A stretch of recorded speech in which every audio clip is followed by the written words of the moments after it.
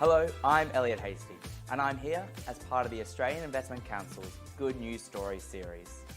As the world continues to grapple with the unprecedented times caused by the COVID pandemic, many businesses have had to innovate and reinvent themselves in order to sustain their businesses during these tough times.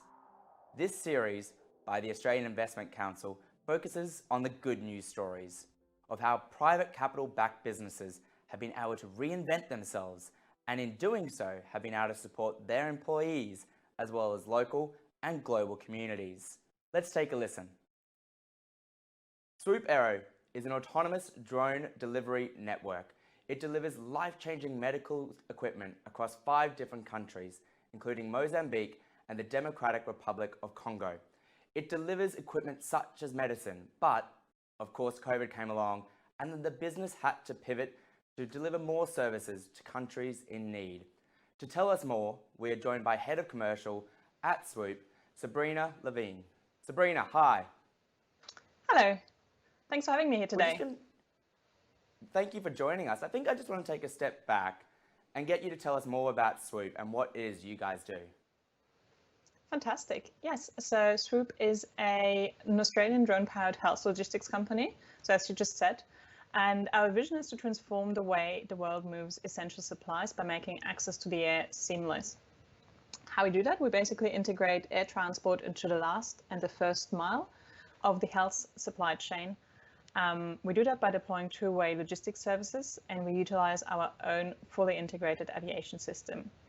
Our goal as a company is to provide a sustainable logistics service to 100 million people by 2025.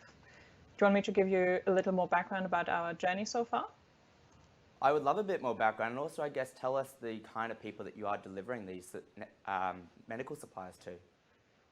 Fantastic, yeah. So the type of people we're delivering the medical supplies to are varied. So those are people who are otherwise struggling to receive medical supplies. So those are people in remote and rural communities at the moment. But we've also found a need through COVID to deliver in different areas than where we've delivered so far. But I'll just take a step back and give you our journey so far at Swoop. So we were founded in 2017 by former Air Force pilot Eric Pack and robotics engineer Josh Tepper. And the company was founded on the back of a question from the Australian government as to whether a drone could be used to transport chemotherapy into rural Australia. And the answer was yes, it was technically possible, but both our founders found the real question to be, what did a system look like that could do that sustainably, reliably, and safely every day of the week? So both founders combined their experiences and transformed the Hercules aircraft into a 20-kilo 3D printed electric drone. And we also simplified all the systems and processes surrounding aviation, using software to build a full logistics system. And since then, and you've touched on that before, we've been awarded a number of contracts. We were awarded the first commercial contract for vaccine delivery by UNICEF and the Vanuatu government in 2018, and we became the first company to do that. And the following year, we have done that in the DR Congo with the Gavi and Gates Foundation, and that is where we're expanding further at the moment as well. In that same year, we started operations in northern Malawi with USAID and in southern Malawi with UK and UNICEF.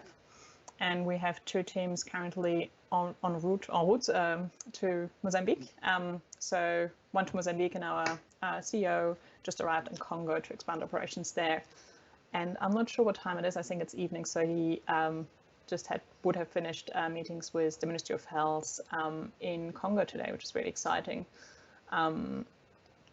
So I think that's a bit about the background, and I think what's been interesting is since we started operations, we've received a number of awards and prizes which recognized our impact and our innovation. The first one was in 2018, and we received the New York Good Tech Award, and the latest one is announced this week, which is we've been recognized by the Australian Business Award as the winner in the category Product Innovation. I think that gives a bit of a roundup of the background at Swoop and where we've come from. Absolutely, and it's quite impressive. You know, it's not a particularly old company, and you're using brand new technology that you have developed, and you've developed not only the back end of it as well, but also the front end being the drones. But you organize all the logistics behind it as well, don't you? Exactly. So it's very easy to think about only the drone when you think about Swoop Aero, but there's much more behind it. So the drone is only one of many components that make the system run. So we have software that actually enable what we do, and that use machine learning and AI to be able to perform and provide the system in a way, and the logistics infrastructure in a way that we provide it.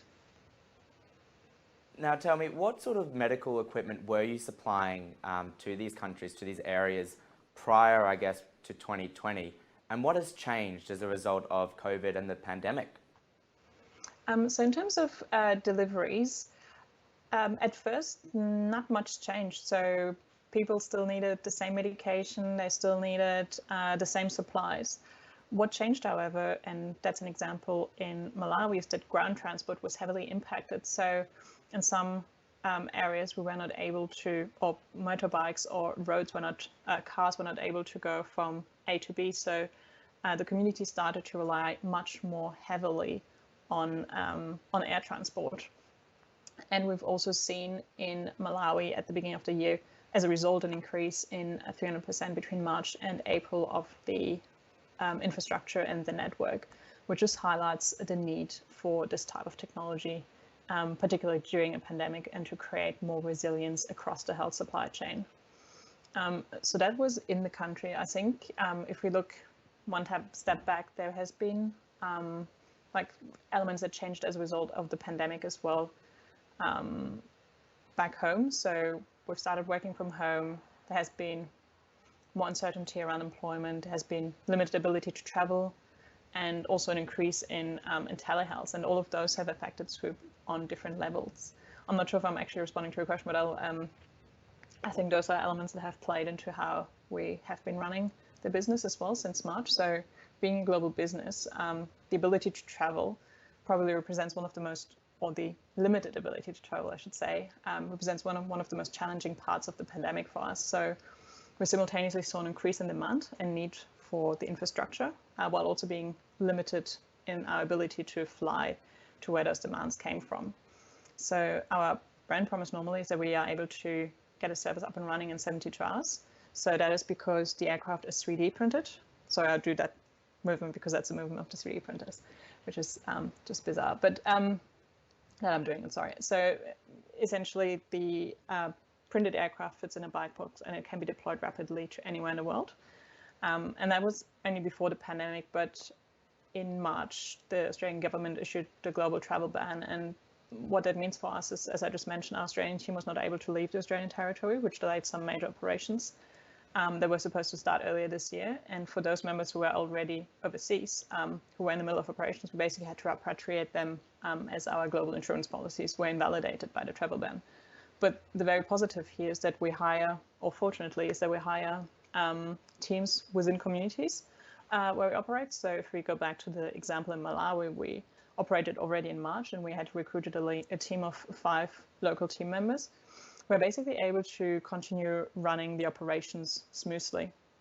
So they continued transporting the same medications, but they saw an increase in the service, as I said before.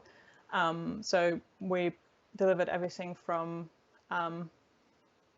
pathology samples to vaccines to HIV tests. So those are the type of medications that we have transported before and that we are still transporting, while also going towards, but we also saw a big increase, in PPE medications, PPE equipment and COVID-related medications. So another adventure I should probably highlight is we had by then proven the safety of our operations to the Malawian Civil Aviation Authority, and therefore also became the first company in the world to pilot an aircraft from outside of its country of operation. So our 2 pilots flew back to Australia, but we're continuing to operate the planes in Malawi, which is a very exciting achievement of this year. So that was one big change, is the limited ability to travel for us. And the second level on which we were impacted, which is one we could not necessarily predict in March, is that we've been experiencing difficulties in hiring new team members. So a large number of us have moved from Melbourne, either from overseas, as you may be able to hear, or interstate to become part of Swoop. And that is mainly because the skill sets we're recruiting for are quite specific. At first, we thought that the pandemic would allow us to recruit from a larger pool of applicants, but we found that people were less likely to move from jobs in uncertain times. But we've seen that this is slowly relaxing, which is very exciting again.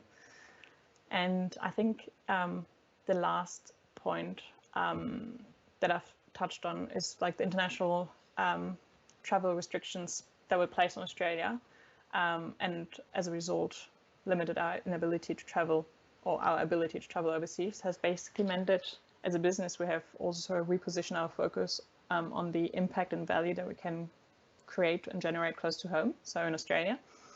And many people don't necessarily realize that, but Australia faces the same kind of infrastructure and transportation issues that are experienced in low resource settings. For example, if you travel 100 kilometers out of a major city, the access to essential health supply chain dramatically goes down. So it may take up to 8 hours to drive to the nearest medical facility, which is not too dissimilar to what is experienced in some of the countries we're operating in. So for example, in DR Congo and Malawi. It sounds like Swoop's certainly done a lot of work and has actually been able to pivot quite successfully and create really good outcomes for the business. What are some of the outcomes that you'll be able to use from this experience moving forward?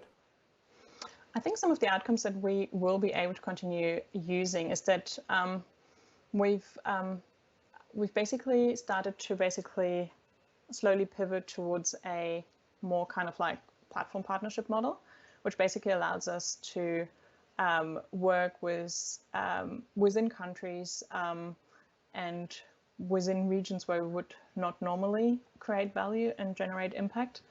And we basically provide our platform, so the hardware and the software components, to new type of partners.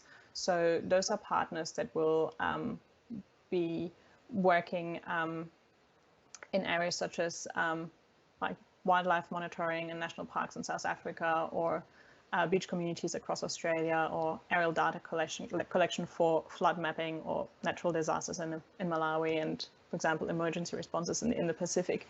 So I think that's less an outcome, but it's just been a natural evolution for us as a company to move towards those different areas, but also to refocus on the Australian market, which has also meant that we are looking at, or we have been looking much more closely at certifying the vehicles, which is one of the elements we're working closely with CASA and the FAA was.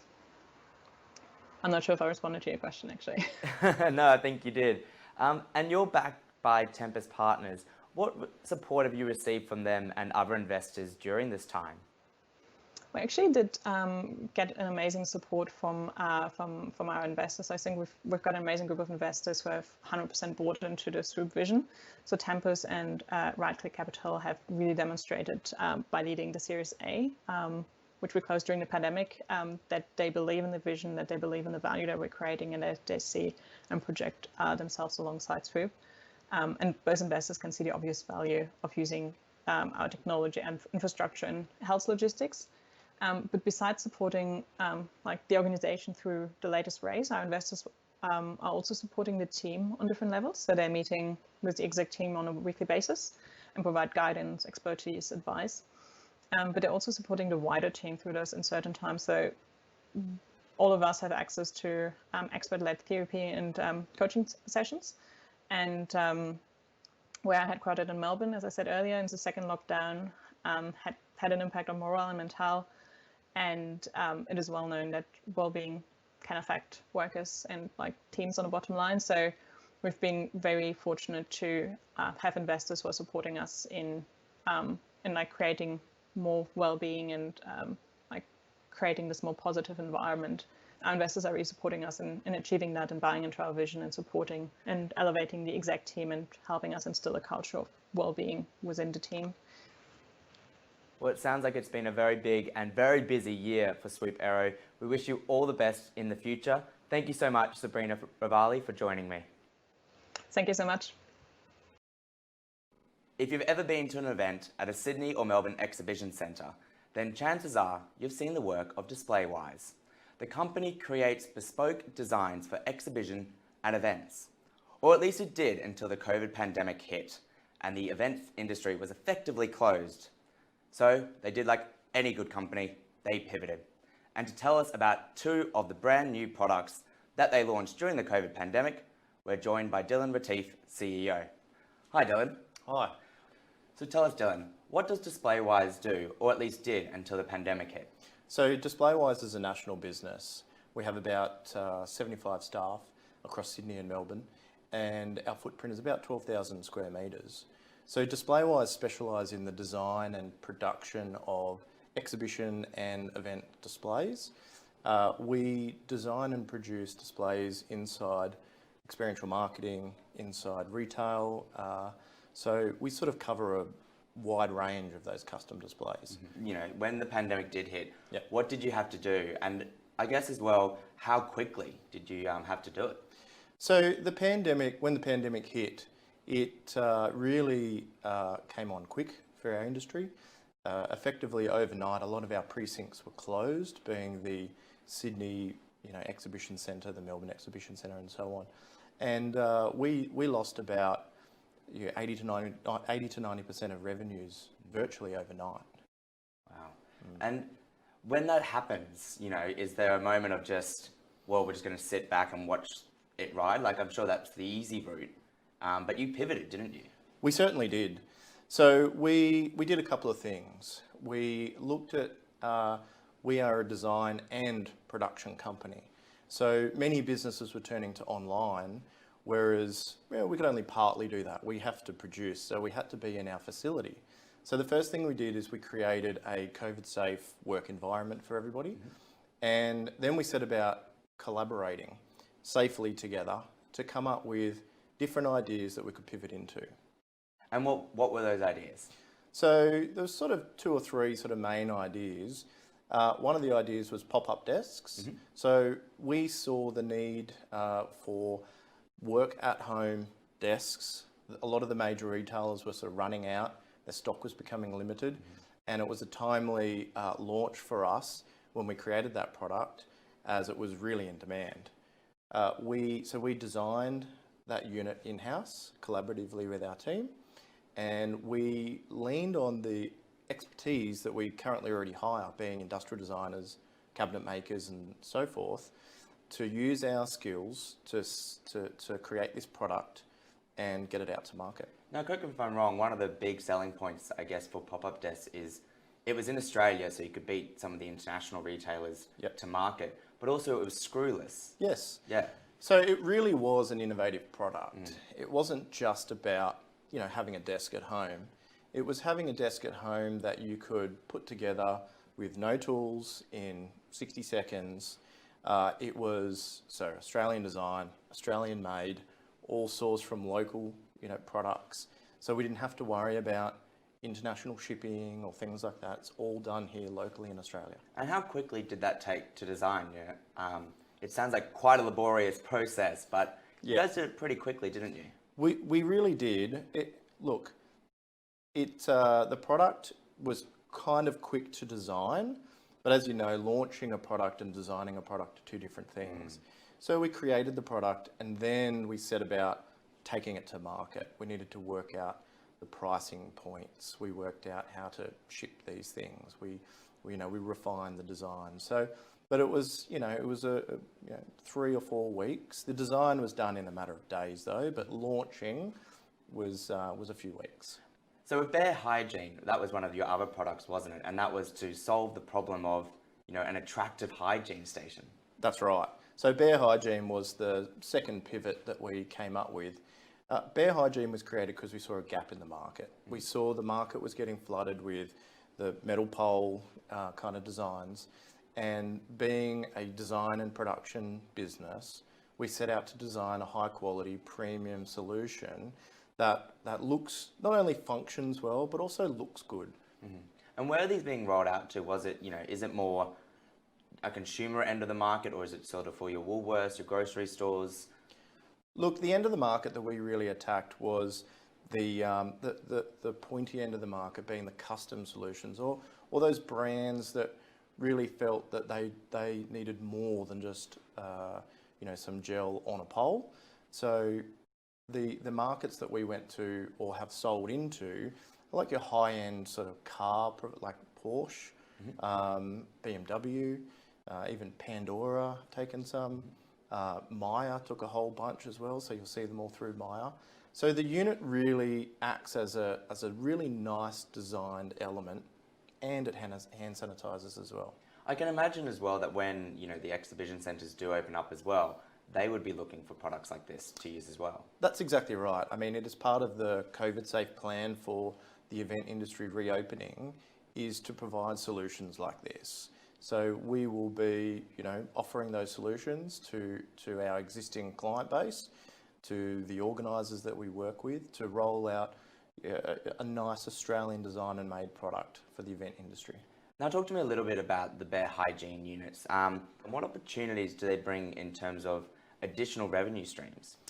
Sure. Well, so the bare hygiene units, we've got a range of units to suit a few different mediums that we thought were important, being a retail sector or an office sector, or even a hotel foyer. So there's a luxe unit, which is a really high-end, very fancy unit. So the design of those is on purpose to create not only just a functional unit, but also aesthetically nice one too. And is there the ability, I guess, to put advertising on these units and drive additional revenue back towards you? Look, there certainly is. One of our clients bought quite a large quantity of them and have since put them into pubs and clubs and venues and that are open and whatnot. And what that has is the ability to interchange the graphics and the logos and the messaging and whatnot on it. So it's really created a new advertising space or a new marketing space where it's not just a billboard on the side of the road. It's an element that people have to interact with. So they're more engaged with that unit. Therefore, they're going to notice that branding opportunity more so than driving on a road. So it's created that new market, I believe, of advertising, marketing, and branding.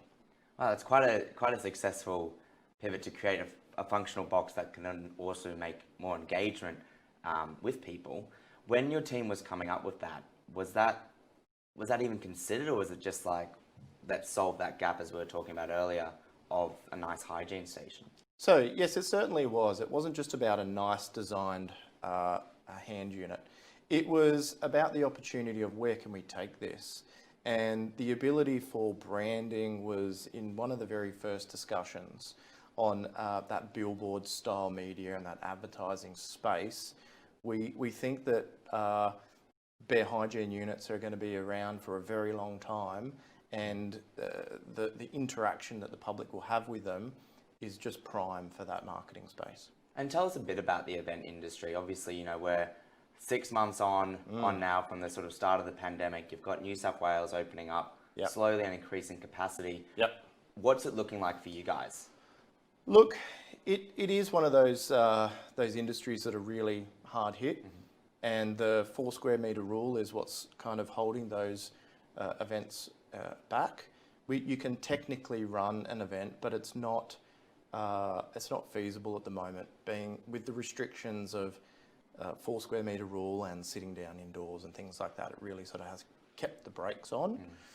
So the industry is, for those who haven't been able to pivot, the industry is really struggling. Fortunate for us, we've been able to pivot into these other brands. And when you do, when the event industry does come back, I guess, and you've got more exhibitions, you'll obviously, I guess, still have the core product of the displays. But will you keep these 2 other side products? We certainly will. One of the reasons that we've all been looking at is to diversify our revenue stream, even prior to COVID. So COVID really kind of forced our hand into making that happen quicker. So we will definitely be keeping these brands and growing these brands. especially the pop-up desk range. You know, that will continue to evolve into something, much greater than what it is right now. It's been a really interesting process creating new brands inside our business at such a fast pace. And, you know, that has really been, it's really helped having Evolve Private Capital to help us navigate our way through that. Yeah. I've run the business for a long time, but to create 2 new brands and take those products to market was a new space for us and for me. So the involvement that Evolve Private Capital had in getting those ideas to market was just invaluable. I was going to ask, how much help did you get from your investors like Evolve in getting these products out there and getting them out there quickly? Yeah, as I said, quite a lot of help. Mm-hmm. Evolve Private Capital was integral in it kind of providing that senior or that top level, how to. Yeah.